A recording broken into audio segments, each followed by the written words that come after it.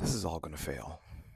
All right. This is all going to fail. I need people to take a deep breath. All right. I need you to pump the brakes on the whole martial law. It's all going to fail. I'm going to post a video right here, but these, these articles do exist. There is nobody who is really pulling the strings that absolutely understands how the government works. Pam Bondi is not running the DOJ. It's Stephen Miller. They got the muskrat, and they're calling shots for policies that only help his businesses. Everybody with actual knowledge of what is going on, people like Scott Bessent or whatever, they are being told to basically follow this script and do what they're told. That's why he's up there sweating in front of Congress. It is nothing but a circus, and it is all going to backfire. Okay, I know that people are scared, rightfully so. All right, we keep talking about authoritarianism and dictatorship every day, and it feels like that is the direction we're going in.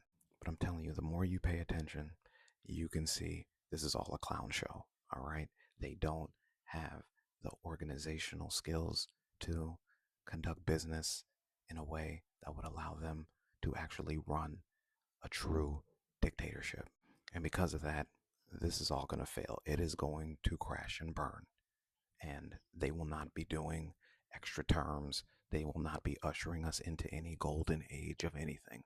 They're all just going to go home with their tails tucked between their legs after they mess everything up. Pam Bondi is being used and exploited by the Trump and the patriarchy right now, according to recent news articles that breaks this down. And normally, fellow women, we would be concerned and rooting for someone like that, but she's an active participant in her own exploitation. So now what you're watching below is speech linguistic and coach Sherry Rice do a brilliant takedown on one of Pam Bondi's appearances at Fox, in which she speaks so quickly and without taking a breath, and it reveals that she is literally and figuratively out of her depth and powerless. Now, I'm going to give you a little bit of context to this, and I'm going to play the full clip from this Instagram post on the other side.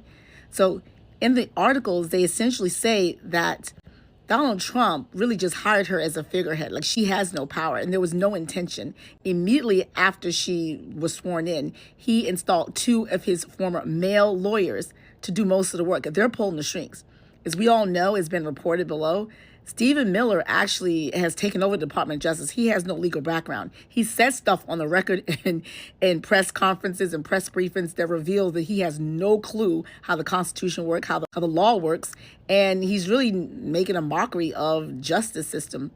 And the moment that she actually did speak out because she wanted to not have funding cut to domestic violence victims, she was overruled. Elon Musk did the cutting anyway, and she could just go on stage in front of camera, pushed out there, and just accept it. That's what happens when you be used that way.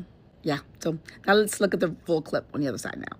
They're deranged is all I can think of. I cannot believe, I think some of these judges think they are beyond and above the law, and they are not. And we're sending a very strong message today. If you are harboring a fugitive, we don't care who you are.